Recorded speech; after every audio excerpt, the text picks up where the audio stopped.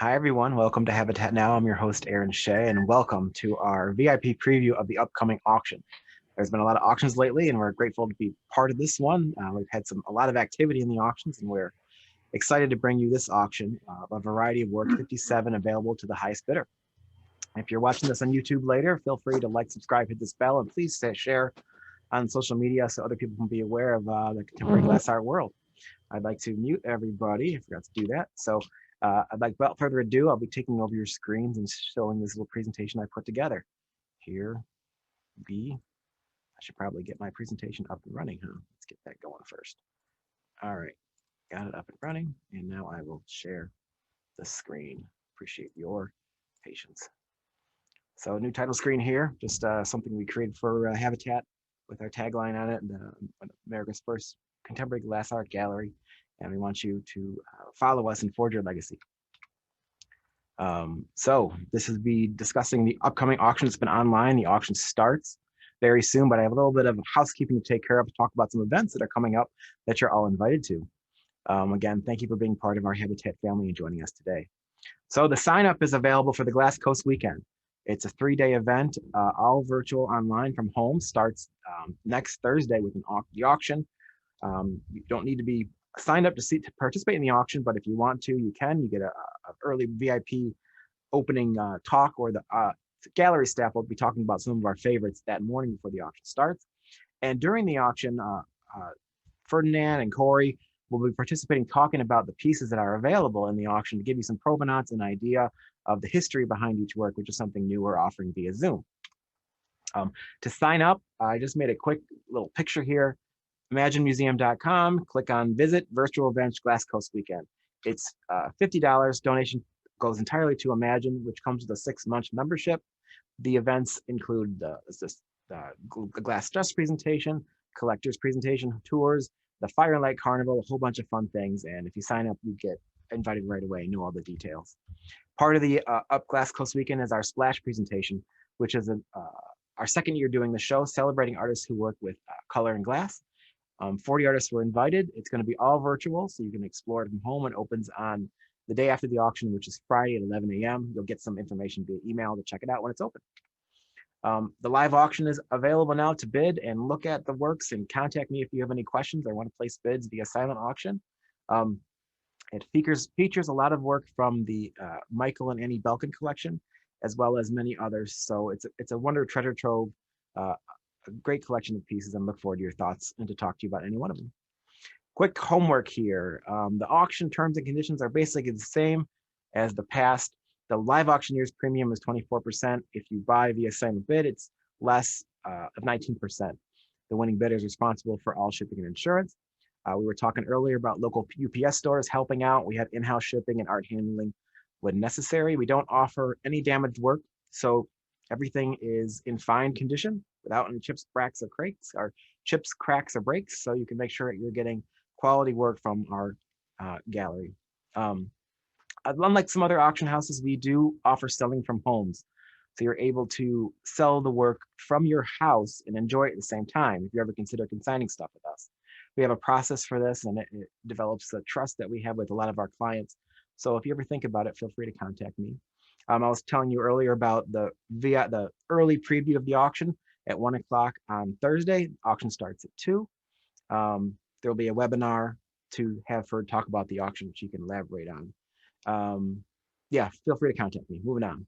The auction's live on LiveAuctioneers. You can look and bid today, and you can wait to bid live on the actual opening. So we'll start. The very first piece in this auction is a work by Doug Anderson. This is from the Belkin collection. And on top, you can kind of see the dimensions and titles and years, kind of threw that in there so people had context for every piece. And if you guys have any questions, just feel to jump in and ask me at any time. Pate Vert piece, beautiful. We've done really well with Doug Anderson's work via auction. We have only sold it, as far as I know, on the secondary market. But they're beautiful Pate Vert pieces. There's a couple of them in this auction from the Belkin collection. Beautiful examples of his work. A very historic artist, and just overall peaceful, lovely work. Dante Marioni, many of you are familiar with his work. If you're looking for a Dante, this is an amazing piece to acquire.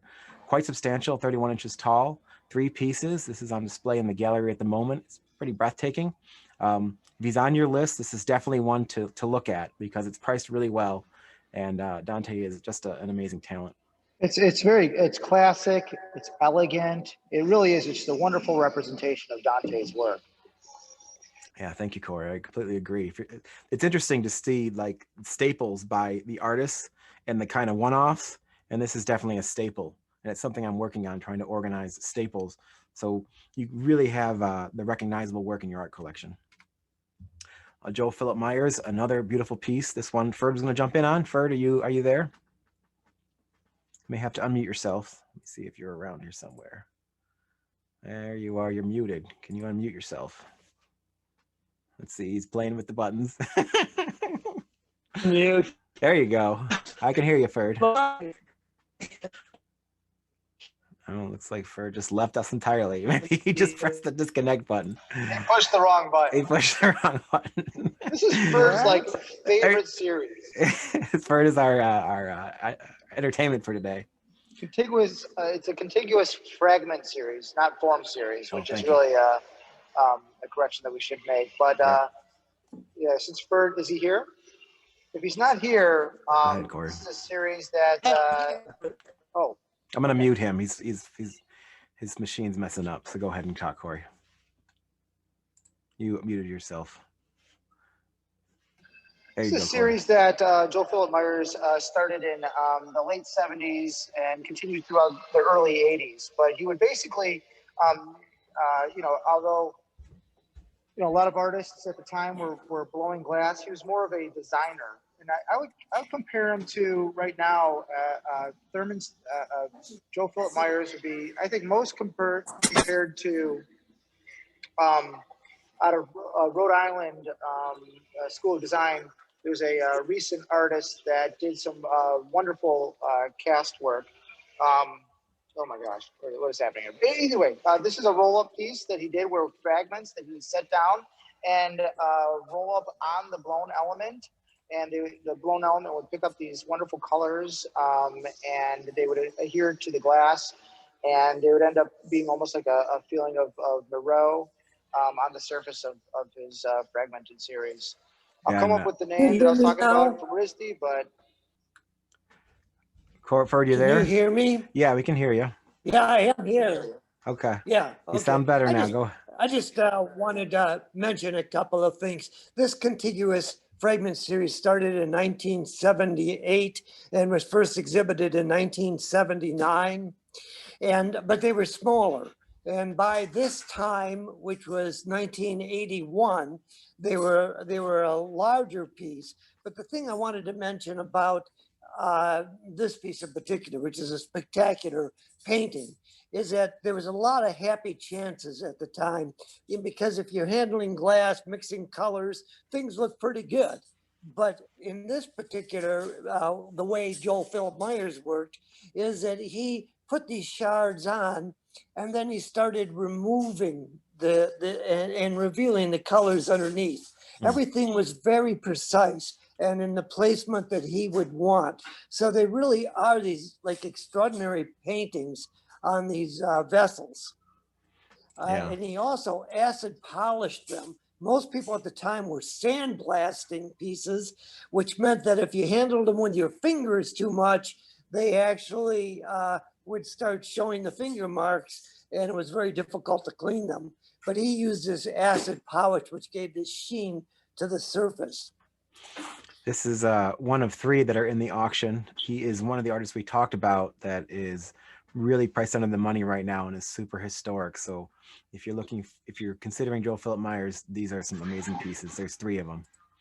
And again, it's Thaddeus Wolf was the artist from Rhode Island School of Design that I was trying to think of that I would say is like the recent Joe Philip Myers. I can compare them based on the fact that they're both more into design than anything else. Gotcha. Thank you, Corey. A beautiful, this is kind of the poster for this auction. Beautiful 4-piece Chihuly. I almost want to take this photo and print it and post it up in my house. It's such a gorgeous piece. But this work is available from the Belkin collection.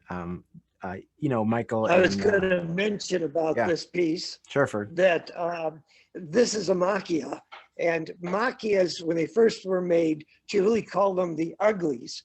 And because he was having this reaction to these white, beautiful white and pink sets, C-form sets. But so he modeled all these together, but in traditional Chihuly fashion, they suddenly became rather beautiful. And he said, I can't keep calling these ugly. So hence the name macchia, which means spotted and speckled in Italian. What's rare about this piece is that most macchias are a single piece, because he felt that if he added other pieces, they would become busy. So when they didn't, he made these as pieces with 3, 4, or so, oftentimes 2 pieces. In fact, we have one sitting on our piano at home, a macchia piece like this. It is a beauty. Thank you, Ferd. Also from the Belkin collection, up right now. And it definitely is a unique piece. Someone asked me if it was an addition, and I said it was unique. Hiroshi Yamano, Can you make the sound a louder? well-known artist from Japan, and this piece came from a private collection. He usually dabbles in fish and other forms, usually the bowl form you can kind of see on top. Definitely an interesting work using his foil and recognizable technique, available at the auction now. Hiroshi once said that he always felt like a fish out of water, and we travel so much and into visiting different cultures, especially here in the United States, and so he's kind of always feeling out of place, and that's where the fish element comes into Hiroshi's work. Thank you, Corey. Yep, I have a Hiroshi in my collection. I love it. He is a talent, and he's still working today. Bertaveline, Corey, you want this one? Got to unmute yourself, buddy. Go ahead. Yeah, I'll take it, but I'll tell you, it's a real, every single piece of Bertaveline is like a piece of himself. It's a biography, an autobiography that he is explaining about his own experiences in life. And if I look at this piece closely and I see the man floating in water, he submerges himself every day in Sweden in his small little home in Costa, and water is a big element. There's a lot of other elements that you can see, the why, constantly searching for something. Some people know what that thing may be. At this time in his life, he's kind of searching for answers to questions that we have about life. When he sees a step, where does the step go? Does it go up? Does it go down? Is life going up? Am I going down? Where am I at? You see the face. People in Sweden, a lot of them wear masks, and it's hard to really express yourself. They're strong people, and so wearing the facade and peeling away at the layers, they really get to know who somebody truly is. Really, when I see those faces, that's the feeling I get when I look at them. And of course, the beautiful water with the color at the end. It's about life's journey, and it's very clear. Yeah, that's a good point. That's a good point, Corey. The edge of it, the end of it, is always, all of his boats are always clear, representing the future as on the unknown. This is the kind of style of the piece that Bertil's quite well known for, the boat form. So O2, MOG means it was created at the Museum of Glass in 2002. So it's one of the few pieces that were created. There's about a number of them, but not many that were created outside of Costa Bota. This one was created at the United States, in the United States, at the Museum of Glass in 2002. Oh, it's good to know. I didn't know that. Thanks, Corey. So this is another piece from the Belkin collection. Many of you might have seen this in the previous Belkin video we did, Untitled River Stone, a laying down vessel form. It is quite a beautiful piece, and Ferdinand pointed out that this piece had a sister piece available in the Belkin collection as well that's not in the auction, which is on the right, and I wanted to include the photo so you can see what they kind of looked like together. The auction pieces on the left is 27 inches wide, a beautiful piece by the artist of William Morris. There are a lot of these vessel pieces out there. This is one of the nicer one, in my opinion. William Carlson. Ferd, do you want to jump in on that? Looks like he's frozen again, so we'll see if he can come back when he's ready. This is a two-part piece, I believe, that assembles together, and many of you are familiar with William Carlson's work. Belkin collection, he always had an amazing eye for things. So this is quite a substantial piece, 27 inches tall. So if you're looking for a Carlson, you know, this is kind of it. This is a great piece from the era. Art, I heard you jumping in there. Are you still around? Your connection's pretty bad, so I may have to mute you and get you to plug into something. Nope, can't hear you, Ferd. All right, we're gonna move on. John Littleton, Kate Vogel. This is a really a beautiful piece of the artist. Sometimes you've seen these with multiple bags on them. This is an early one from '82. I'm gonna have to go ahead and try to mute you again. It's still frozen, it won't let me do it. Please, excuse me for a second. Try and see if I can. I mean, I absolutely love this piece. You know, you can, you know, I grew up with one. Ferd and my mother had one in the living room, and watching and looking at this one where you can see the blown piece. There's an incredible piece that I saw last weekend at Adris Weiss's house that I saw, and I was like, oh my gosh, one of the greatest series that John Littleton and Kate Vogel has ever created. But I love the fact that you've got this element. It's almost like, you know, I look at family when I look at this, and I see like a baby on the inside, you know, and this bag has holding something. It's holding something precious, and I love the fact that you can look in and see what it is, but you can't quite touch it. You know, you can't quite feel it. But you know, it's really just quite a exquisite sculpture, even though it's small. It's only 10 inches tall. I think it's just really a gem.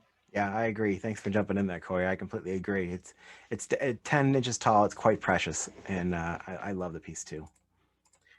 Next is a Benjamin Moore, well-known tactician out of Seattle, historic artist, museum quality, beautiful work, 23 inches wide, 23 inches deep at 5 inches tall. It's just an overall stone. Look at the color piercing through the piece at the base below. This was made in Candium red. And you know, Benjamin Moore is the one that brought Lino over. A lot of people say it's Chihuly, but it was Ben Moore that brought Lino over. And Lino, of course, at the time was creating these Saturnos in 1979. And really, Benny Moore learned from Lino how to create this type of form using a Venetian technique called Encalmo. And this is just an exquisite example of a series that he started, carried on throughout his career, and is still doing today. So I'm glad we have it in the auction, and you know, I'm pleased that you know, it was created in 1998 and it still holds up today. Yeah, shows off his talent. That's a great for Corey. A bigger museum quality Richard Jolly piece. Richard just gave a talk with us via Habitat Zoom, maybe like last week, talking about his different bodies of work and his obsession at this time with creating black glass. He created translating substance pieces, which were like the tall single figures. This one is quite large at 40 inches tall and is totally museum quality, and it's beautiful work.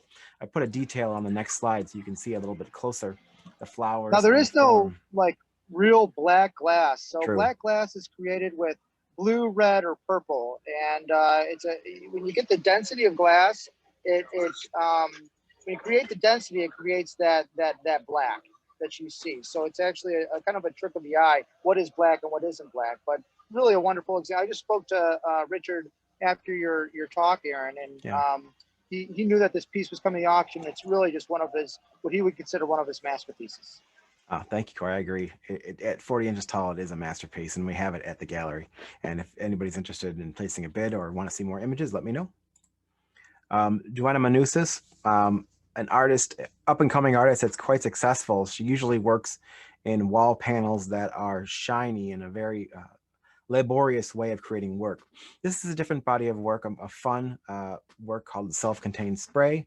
Uses, I believe it's some kind of transfer to get the image on the actual glass. And these are just freestanding sculptures representing a spray bottle. A beautiful work by the artist from this body. You can see more of them online, but this one's up in our auction. I just want to mention, I believe Joanna Manousis has an exhibition at the Heller Gallery currently, and I just, I know it's a different gallery, but they do a really wonderful job of promoting her work. And if you have a chance, just take a look at what else she is creating, because it's pretty magnificent. I agree. Here we go. So as many of you know, there is a long-standing relationship between Michael Belkin and Paul Stankard, and Paul collected a good, a lack of a better term, a really good collection of Paul Stankard's work over decades. And so we're offering 3 during the show. This particular one is a small piece. We always get contacts from people who are looking for gifts or small works to give to family or friends, or they're looking for a particular type. And so excuse me, this auction has a variety of sizes of Paul's work, this being the first. Paperweight, so this isn't an orb, it's a flat paperweight kind of work made from 1972. Quite historic. It's a little over 2 inches tall. It's containing a single flower. It's very perfect in appearance, and it's just a beautiful historic work. And the following is a more elaborate one from 1999 called Botanical Insect and Botanical Earth Spirit Weight. A lot of the pieces that are in the Bell collection were during an era when Paul Stankard was doing his earth spirits. And these have such amazing visuals. Paul's such a master. We do well with his work. We've been doing well since the gallery has been showing him for decades. But if you love Paul's work, these are some beautiful examples that you'll see in this auction from the last 2 and on. Next is a piece by Lachesar Boyajev, from his geometric type series. And so most of you are more familiar with him, maybe more familiar with his cast work, but before he did that, he was doing these kind of works with colors laminated together. This is a 10-inch tall piece. It's quite nice. It's quite beautiful. And we've had it in the gallery for a bit, have a chance to see it and explore it. It's just overall beautiful. Lachesar's got a great history of in the contemporary glass art world, and he continues to work today. Definitely a piece that should be in everyone's collection, one of these series. This is a beautiful Udo Zembach. This was the cover of Udo's book called Spaces of Light, and was featured in the book. And this work is available in the secondary market. Substantial at 28 inches tall, 27 and change wide. And many of you have seen us offering these kind of works in our past auctions, and they've sold pretty well. So Udo's still working today. He's making some beautiful things. These are almost like bent paintings, and they illuminate so well with both light from behind and natural light in front, or natural light behind and light behind. I think of James Turrell when I see Udo's work. Yeah, thank you, Corey. This is a fun one. So this is a Stephen Powell piece from the late Stephen Powell. This was made back in 1986, and I've never seen a work like this. Usually I've seen his blown forms or his panels, or other works that he made more recently, but this was obviously from a while ago. And so it's a fun historic work, something I've never really seen or offered before here at Habatat. It's 9 inches tall, 16 wide, 12 probably because of the wavy top.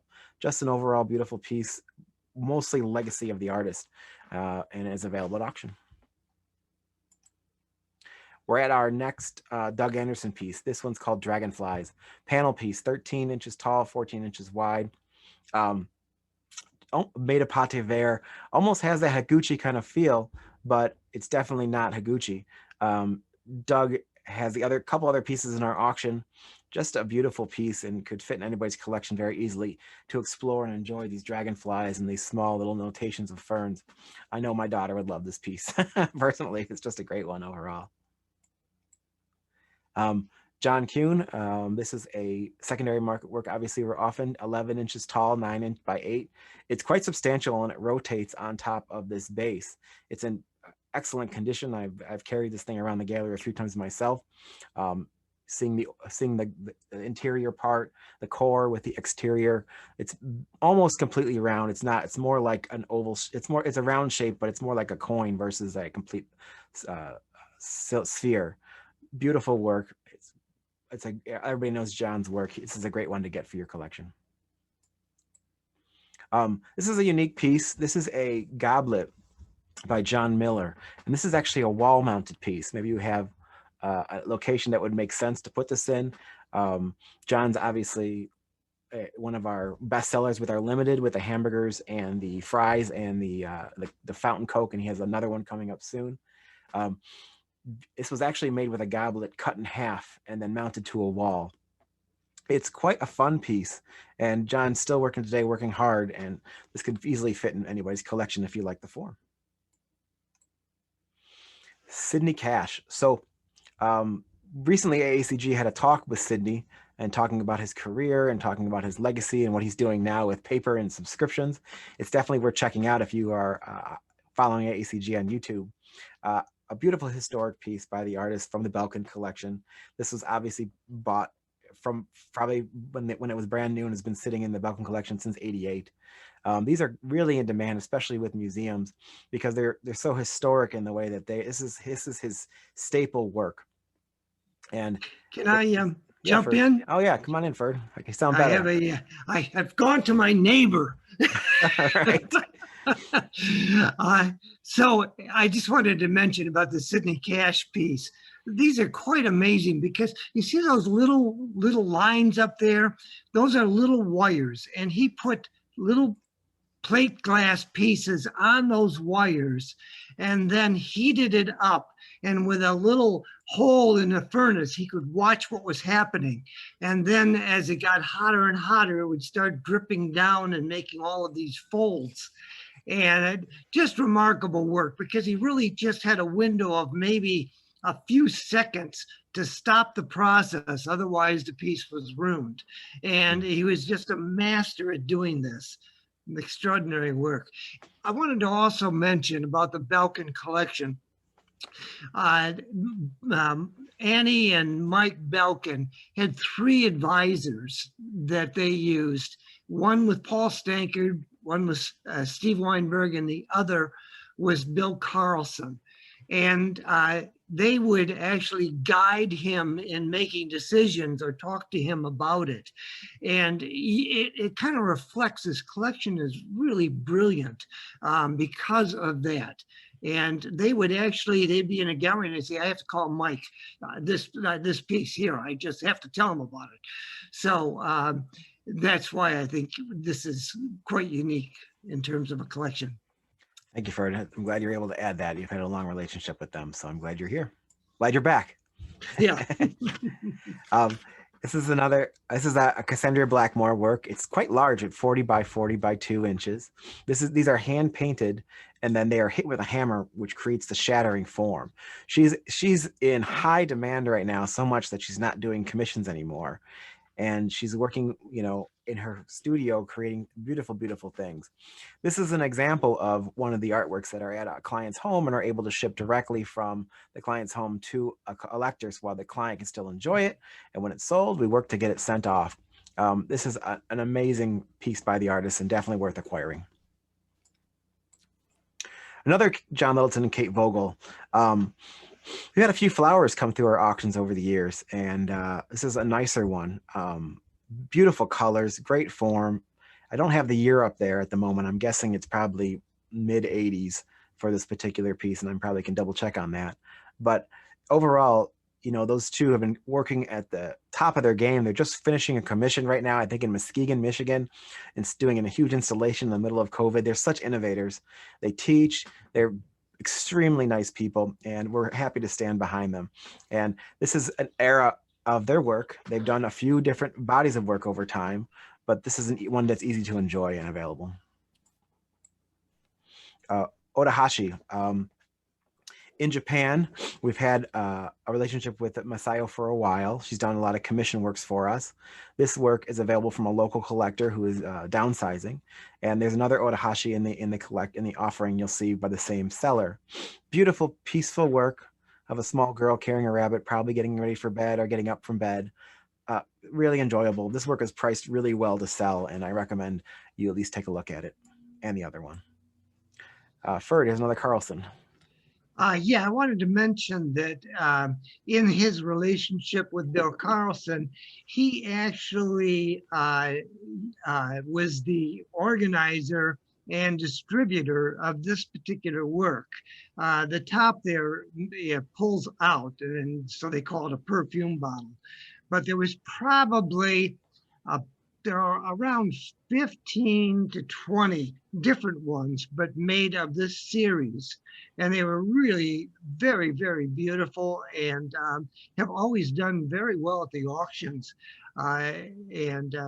This is obviously a great looking piece in granite, vitrolite, cast glass, and wire. Right. The Belkin's ability to keep these works in great condition shows with every single piece and in the photos. And this is technically, like Ferd said, it is a perfume bottle, but at 13 inches, 13 and a half inches wide, it's a little bit overdone. But the idea is that it's the concept of it is a unique piece. Beautiful, beautiful. And this is also staple work by the artist. Rick Beck, a super talented artist working in cast glass. Many of you may not know that Rick just moved to Hawaii full time and has moved his studio and his life out there, which is we're happy to hear that. And he's enjoying being able to work out there on the Big Island. He works in many forms. This particular one of 2 pieces is called Lotus. Comes with the stand and the glass panels beneath it to hold it. A very substantial work by the artist in beautiful green. Just overall a gorgeous work. It's a very provocative piece, but you can see that these bodies are spoon heads. And when his inspiration was basically the Zulu nation in Africa. If you wanted to marry somebody in the Zulu nation, you would have to whittle the husband a spoon. And provided how good the spoon is whittled, you would be a good caregiver to his daughter. So that's where the inspiration came originally, and this one kind of course, grew and expanded into this idea, which is, again, I think a really substantial piece by Rick Beck. Thank you, Corey. I completely agree. It's definitely very substantial. I'm looking forward to everybody's thoughts. Ferd, this is a Howard Bentray 2-joint edition. Yes, probably most of you know Howard Bentray passed away last year. And this piece is called 2-joint. And there's a large example. It's about 5 feet high. And the idea was when he got together with his wife, Wendy McGraw, that the 2 joined, and that inspired this piece. Now, this one was a commission piece by the Detroit Institute of Arts, and they commissioned, I'm going to guess on this because I haven't been able to find the final figures, but I think there were 18 examples of it. But it's just a very successful, very beautiful sculpture. I saw Wendy yesterday. I think there's 25 total. I could double check that though. Really? Yeah. Oh, good. Maybe Good. 20, but they were sold as a fundraiser, as Ferd was saying, for the DIA. So they sold out instantly. And every now and then one comes up for auction. So this is an opportunity not to be missed. Another Paul Stankard from the Belkin collection just gives you an idea of the variety they had. A beautiful piece with red panels on the side. I can't tell you from this photo. I try to get it as large as I could, the detail, and we're happy to send more videos of these, of the roots underneath. He had such an eye for what he collected. You gotta get an idea that he spent a lot of his life exploring and viewing Paul Stankard's work, right? So nobody's a better, besides Paul, nobody was better at choosing the best pieces. That was amazing about this collection, especially Paul's work, because you're looking at the best of the best. And there's a piece for everybody here. And this is a beautiful example of his work, quite substantial at 5.75 inches tall. I know Paul wouldn't even make this work right now today, so this is something that shouldn't be missed. This is a beautiful, large Matthew Curtis. It's 29.5 inches wide, so it's almost 30 inches wide. So the picture could be confusing in a way because you can't really grasp the size of it. So let's pretend my screen, it's pretty big in its appearance with rubber stoppers in the bottom. Beautiful work, illuminates beautifully from behind. Matthew's working at the top of his game right now, creating some beautiful things via blown objects and hot sculpted. Each piece is created and laminated together. He's quite a perfectionist, and we've been showing him at Habatat forever now, and we're honored to have him. And this piece is one of the nicest I've seen and available at auction.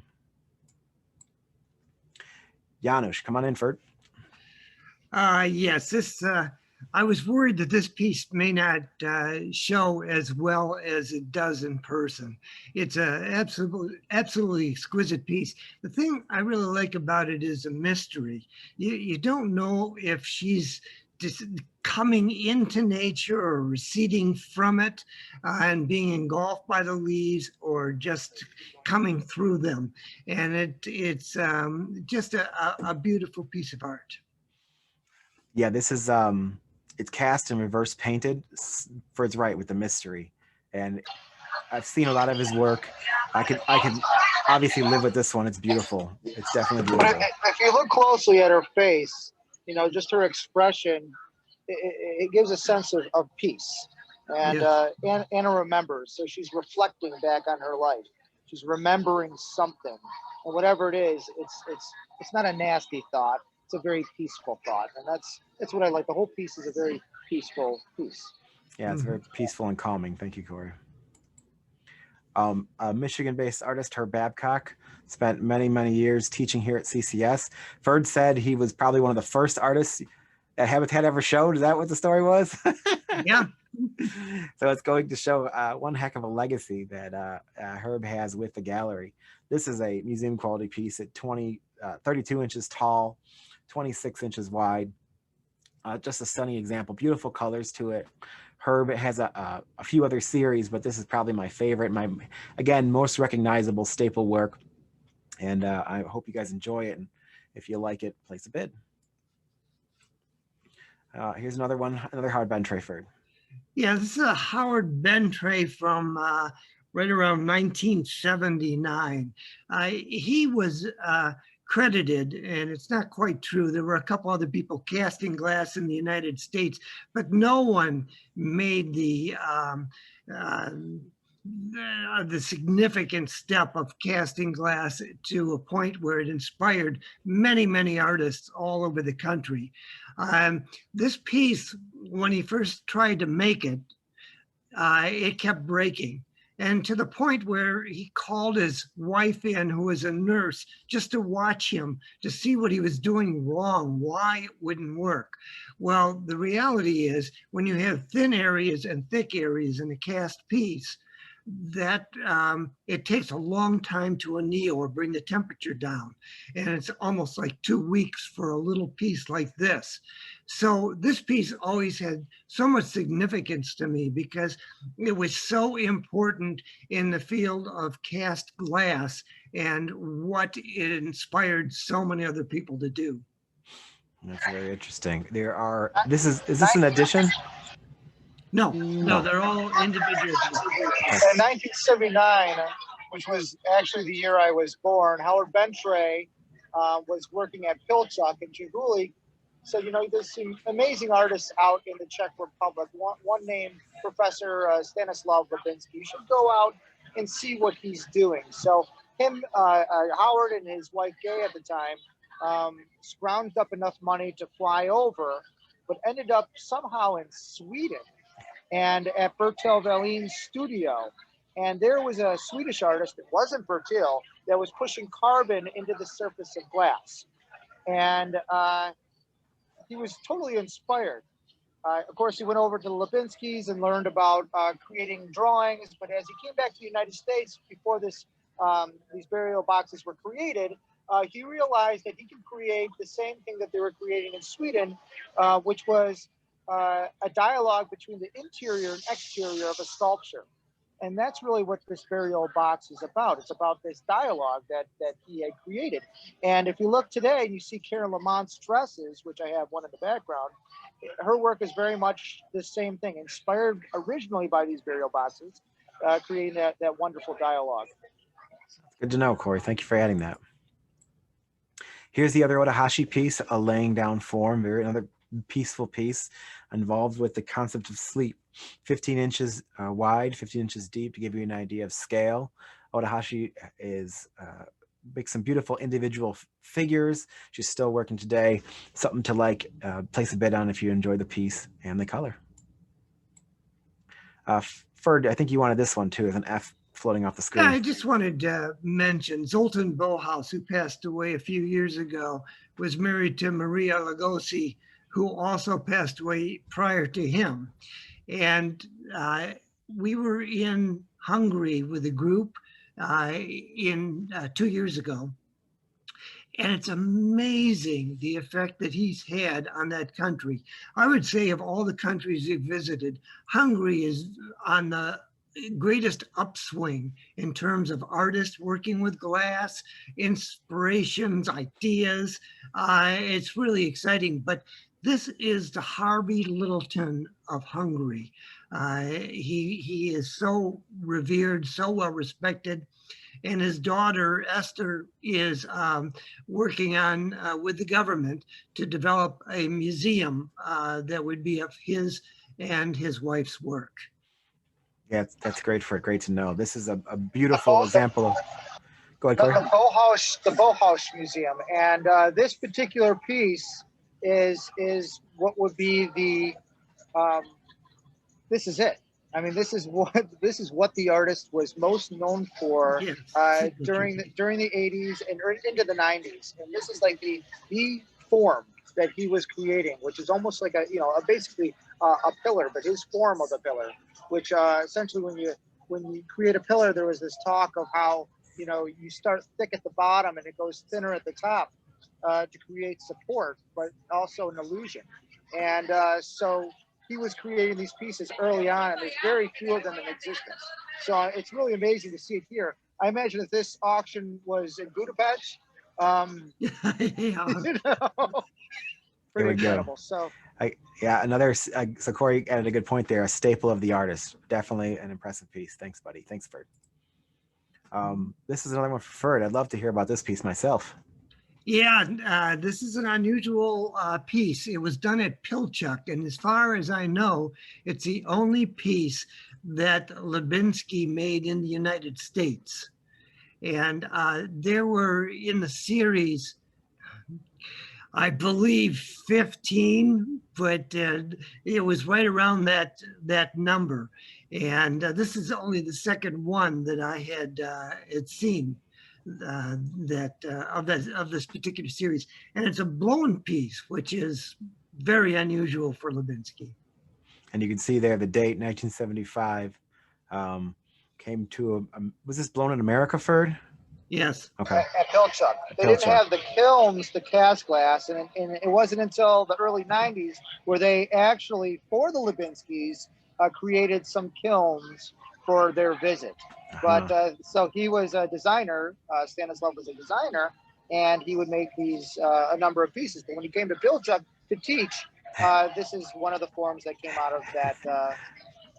Yeah, so he did what he could. I get it, for the era that it was. And these are a great piece of history telling that story. And now we have it documented forever in this video to share on Facebook and with everybody else.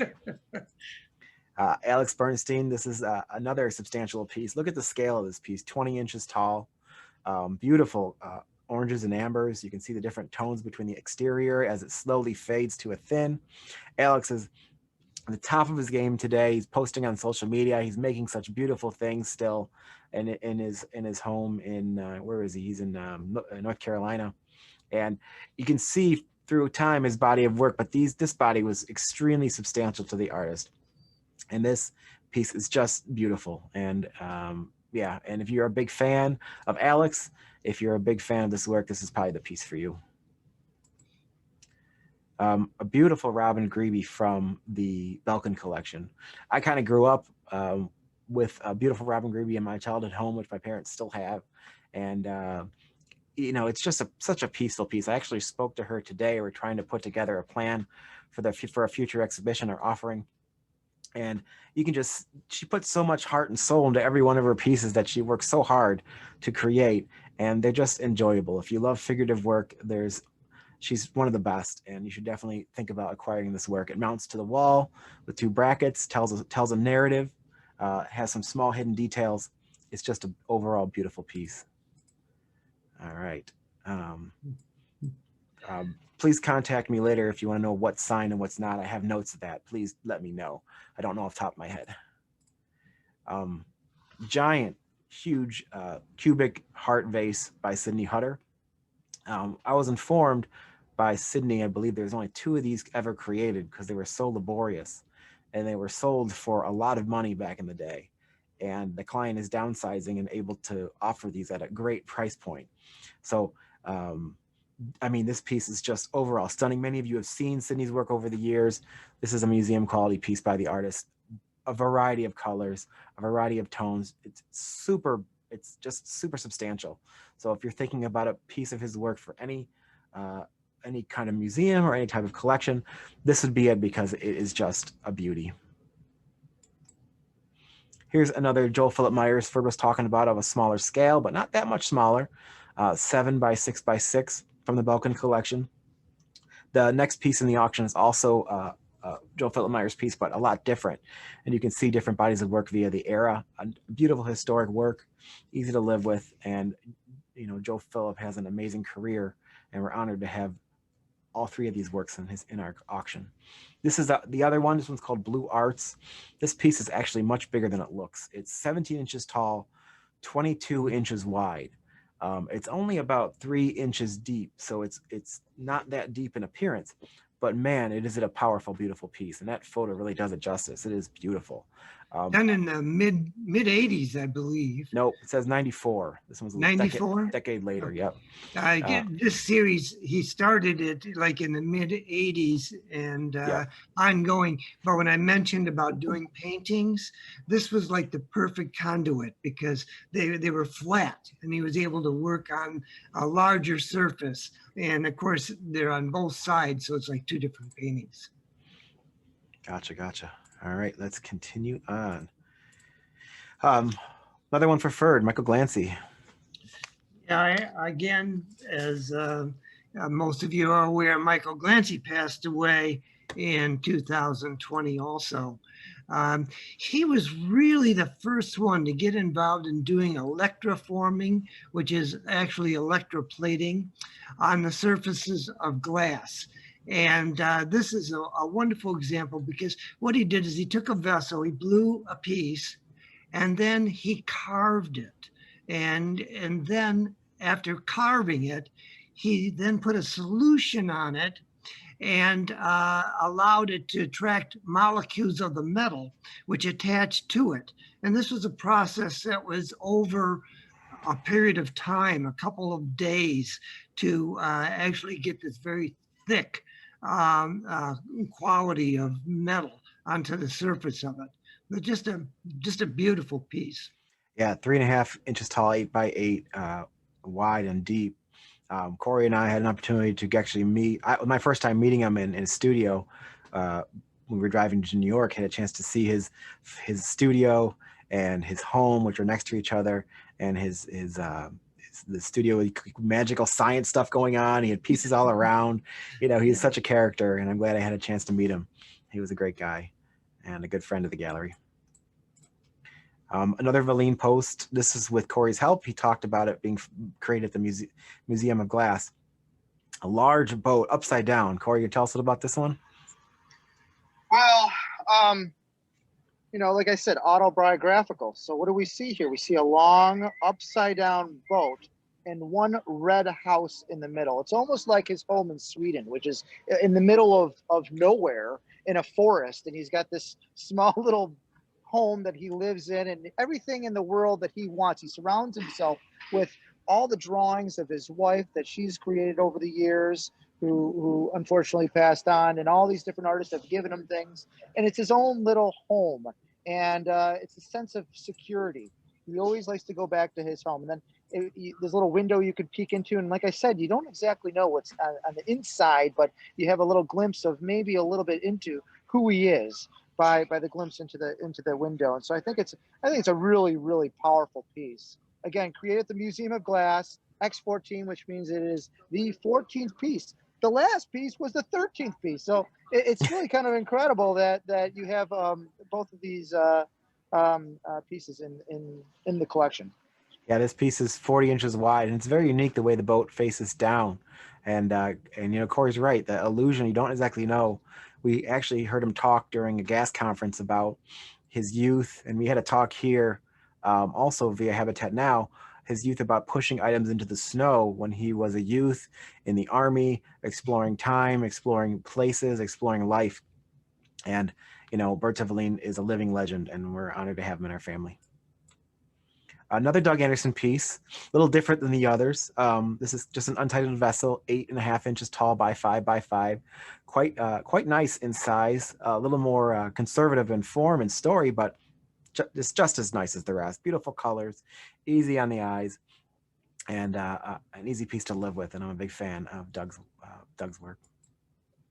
A beautiful wall installation. This work is by Shayna Leib, who's inspired heavily by nature, the aquatic, as you can tell, and she's still working today, creating some beautiful things. Not too long ago, when I talked to her last, she told me she had a big installation ready to go for a museum that had a bunch of panels installed facing up. So they were all laying flat facing up, almost like you're looking at the bottom of the ocean. This particular piece is quite substantial at 30 inches tall and mounts directly to the wall via a bracket. Has some beautiful tones and colors to it. She is incredibly talented, and we're honored to have her in this auction. Peter Hora, many of you know him, many of you know his legacy, his artwork, his pure forms. We're all big fans of Peter Hora's work. This particular piece called Linda is 19.5 inches tall, 13.5 inches wide. Just a stunning work. A great staple for the artist in its simplicity, but its beauty. And you can see on the edges where it starts to light up, the glass becomes thin at the very edge, adding more character and more tone to it. Just a beautiful work, and if you have a place for it, this would be a great piece to acquire. A Thurman Statham ladder. These are always in demand. His staple work, just a beautiful piece of, it's painted, laminated, found objects. He's quite a character. He did a couple Zooms this maybe last year online, getting a chance to view into his studio. These are some of my favorite pieces. This one's not too tall. It's only 70 inches tall, so it could fit in most places. The clients that owned it before had it in their front hallway, right on a white wall, on a white tiled floor. It just popped like a beautiful, beautiful object in their house. So if you're looking for a staple for Thurman Statham, this would definitely be one. It is a beauty. Richard Ritter, join us. Yeah, I wanted to just mention, like in 1970, Richard Marquis went to Venice on a Fulbright scholarship, and he learned the Veneti techniques of making cane. And he came back, and there was a group of artists, and he says, "Boy, guys, I got something to show you." And it was how to make these canes. Well, the wonderful thing about Richard Ritter is he took something that had been around for 1,000 years and made these extraordinary pieces that were I've said, very American, because they were so innovative. And this image, this also comes with that. These are some of the small canes that he made to put on the interior of these pieces. But they have beautiful activities, almost like living with an aquarium that you don't have to feed anything. That's a very good point. This particular piece is from the Belkin collection. It was actually a gift from Michael's brother to him in some celebration. And I believe it was acquired from the gallery, right, Ferd? Right, yeah. Jules Belkin bought it from Habatat. Right. Thank you, Ferd. Margate Toth. We've been showing her for a long time now. Beautiful pate vert piece. I would love to have more images of this one. I plan on trying to take some more next week to put up of this bird facing the wrong direction or facing away from us on this pillar. Substantial artist. She's done commissions. She's still working today. She makes beautiful animals, rhinoceroses, hippos, birds. And this is a 95 example of her work. It was probably pretty pricey during its day when it was new, and it is available now via private collection. Erin, almost an impossible artist to promote because she only produces. I was just in her studio last September, pre-COVID, and walking around, and I said, "What are you working on?" And she took me over into this corner, and she was working on 2 pieces. I said, "How long have you been working on these?" She said, "Well, 8 months a piece." And so, 2 pieces, it's hard to promote as an artist to have a body of work. And so whenever I see one, I really just kind of, I smile because it's like you rarely see these pieces. She puts so much into it. And every one of them is very special. Yeah, I agree. Thank you, Corey. John Wood, This is a beautiful cast glass piece called Star Touch Merlot. Beautiful purples and oranges. You can almost see space inside there as the piece expands. I believe it's two pieces that sit next to each other, and it is just simply gorgeous. And John's a local artist here, heavily inspired by Lubinsky, more inspired than anybody else I've ever met in my entire life. And he just creates some beautiful things. We recently had him in our glass art fair website and sold some work of his that was more recent. This is a beautiful treasure, and it definitely needs to find a home. Steve Weinberg Boat Series. Many of you are familiar with Steve's work. He is old as glass, I think, and he has made some beautiful things over the years, including different forms. This is a 23-inch boat, so it's quite large, and you can see he explores and has fun with optics, and there's some different tones and textures to the bottom. An historic piece by a very historic artist. Matthew Cummings. This is a lesser known artist, but he makes some beautiful, beautiful things back in the day. He has since moved on to, in COVID, create more glass things such as cups and steins and other things to keep his studio busy. But as a unique artist, he's created some beautiful things. This thing's 28 inches tall and has a nice movement to it. It needs to find once you're drawn into this kind of work, you can really get a look at the different tones of the glass. It is a beauty, and we're glad to have it in our auction. Another Valine piece. This is a wall-mounted piece by the artist from 1993, and it's much bigger than it looks at 25 inches, so it's a little over 2 feet. And I put the detail in there to give you an idea of the different tones of the glass, the material behind, and the treatment on top. It is a beauty in the style of the artist. And you can see the boat form there. You can see a little bit of the mystery in the piece, and the forms of the rising prunts and the box on the left. It's in his style. And you can see a small little clear spart with a prunt sticking up that's inside the glass. He's just so creative. Another piece, different variety of work for Valine. This is kind of his map series, but it's not as like a map. And it was same kind of thing, MOG from Museum of Glass 15 from it was 2008. You can see his houses, his boats, his faces, his forms. And those are his hands actually that he pushed into the sand that are around the face, the mask. And you're right, Aaron. There is a map. Look at the symbolism: the ladder, the boat again, the house. Right. The empty house. I mean, extremely revealing. Really incredible. Quite beautiful. At 20 inches tall. On everybody's list of the top 5 artists working in the world today. Yeah, he's really extraordinary, and still producing at age what, Corey? 82.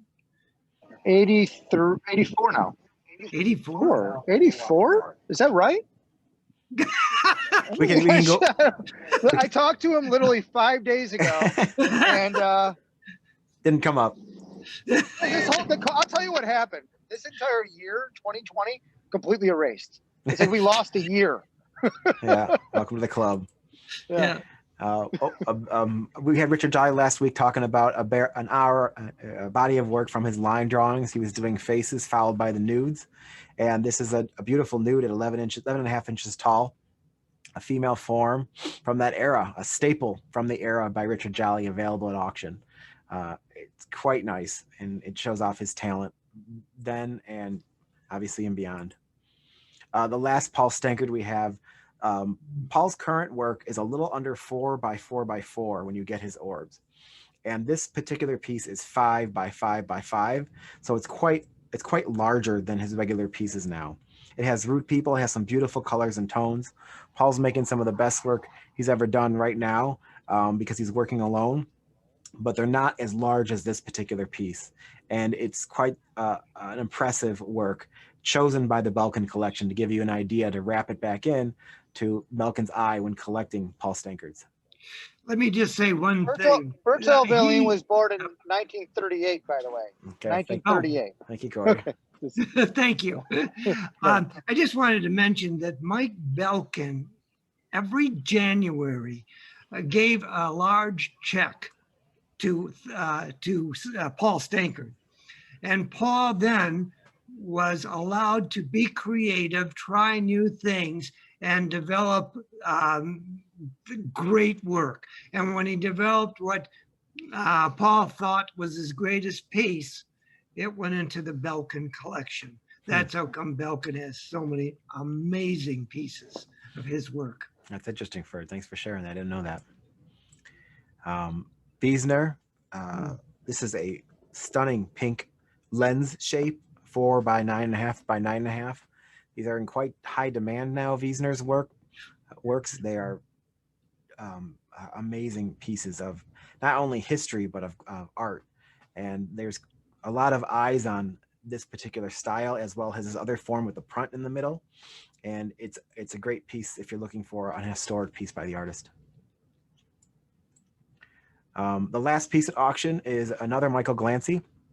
This is a single piece, a microsphere, 12 inches tall, 7.5 by 7.5. It is bigger than it looks. It is gorgeous, from the Belkin collection, another amazing selection by Michael and Annie from the era, probably Michael in '85. And it's one of the nicest I've seen. You've seen the ones with the plastic and the plate and the form. This one doesn't need that. It's just so beautiful as the tone and the color rises up across the piece. A substantial museum quality work by Michael Glancy. So that primarily wraps up this Zoom. The auction is going to start on February 4th at 2 p.m. Eastern Time. We will get together again for Glass Coast Weekend at 1 o'clock to talk about our personal staff favorites right before the auction starts. And when the auction is starting, Ferdinand and Corey will be able to talk about the pieces a bit, just kind of like what they usually do at auction, and talk about them while the bidding's going on. It's going to be via webinar. So if you have any questions about any pieces, or if you'd like to place any silent bids, feel free to call me, email me, reach out to me. And then if you're looking to consign in the future, we always do that here at the gallery, and we have some future auctions planned with more collections coming up. So thank you all again for joining us. I'm glad you could join me today on Saturday, and it's an honor to have you all. So feel free to unmute yourself, say hi, goodbye, and I look forward to someday seeing you all again soon in person. Aaron. Yeah. Aaron. My piece, by the way, was not 1985. It's written down in 1999. Ah, gotcha. Okay. Thank you for letting me know. Good Do I need anything from you about that? Yep. Just shoot me an email. I'll have Debbie redo your paperwork for you. Great. No problem. I appreciate that. Thank you all for coming today, and we'll see you all real soon. Thank you. Bye, everyone. Be well. Bye, everybody. Be safe. Yeah, thank you. It was really good. Really interesting. Thank you. Talk to y'all soon. Bye-bye. Bye.